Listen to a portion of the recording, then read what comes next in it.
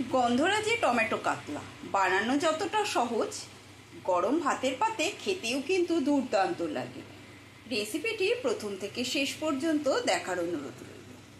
নমস্কার বন্ধুরা, happy with Gopa kitchen কুকিংয়ের আরও একটি নতুন পর্বে জানাই তোমাদের সকলকে স্বাগতম। রেসিপিটি বানানোর জন্য এখানে নিয়েছি আমি 6 পিস কাতলা। এই কাতলা মাছের মধ্যে প্রথমে আমি দিয়ে দেবো গন্ধরাজি লেবুর ওপরের খোসাটা গ্রেট করে নিয়েছি, খোসাটা দিয়ে দিচ্ছি। আর দিয়ে দেবো এখানে নিয়ে নিয়েছি গন্ধরাজ লেবু, লেবুর রসটাও দিয়ে দিচ্ছি একটু চিপড়ে। এবারে এর মধ্যে দিয়ে দেবো হচ্ছে গিয়ে আদার পেস্ট, দিয়ে দেবো তারই সঙ্গে হলুদ গুঁড়ো, আর দিয়ে দেবো স্বাদ অনুসারে লবণ। সমস্ত উপকরণ দিয়ে মাছটা ভালো করে মেখে নেব।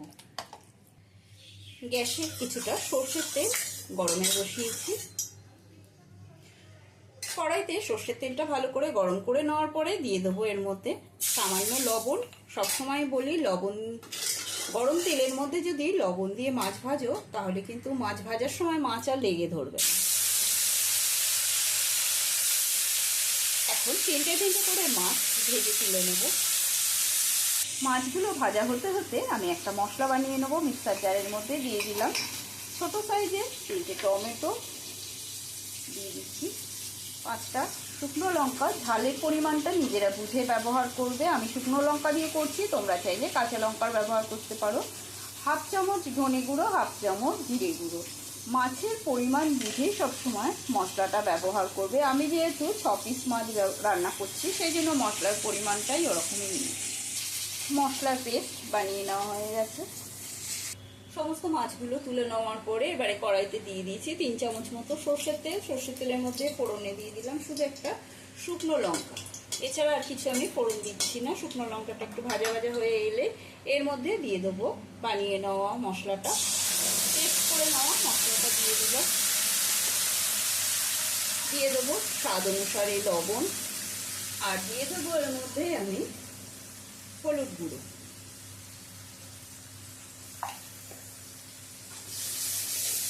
নেড়ে চেড়ে নিয়ে দিয়ে দিচ্ছি এর মধ্যে আদা বাটা। এখানে 1/2 ইঞ্চি আদা পেস্ট করে নিয়েছি, আদার পেস্টটা দিয়ে দিলাম। দিয়ে মশলাটা ভালো করে একটু কষিয়ে নেব। যদি ইউটিউব চ্যানেলে নতুন বন্ধু হয়ে থাকো তবে চ্যানেলটি সাবস্ক্রাইব করে নেওয়ার অনুরোধ রইল। পাশে থাকা বেল আইকনটা প্রেস করে দেবে যাতে আমার রান্না নিত্য নতুন নোটিফিকেশানগুলো সবার আগে তোমাদের মোবাইলে পৌঁছে যায়। মশলাটা কিছুক্ষণ কষিয়ে নেওয়ার পরে এবারে দিয়ে দিচ্ছি একটু মিক্সার ধোয়া জল।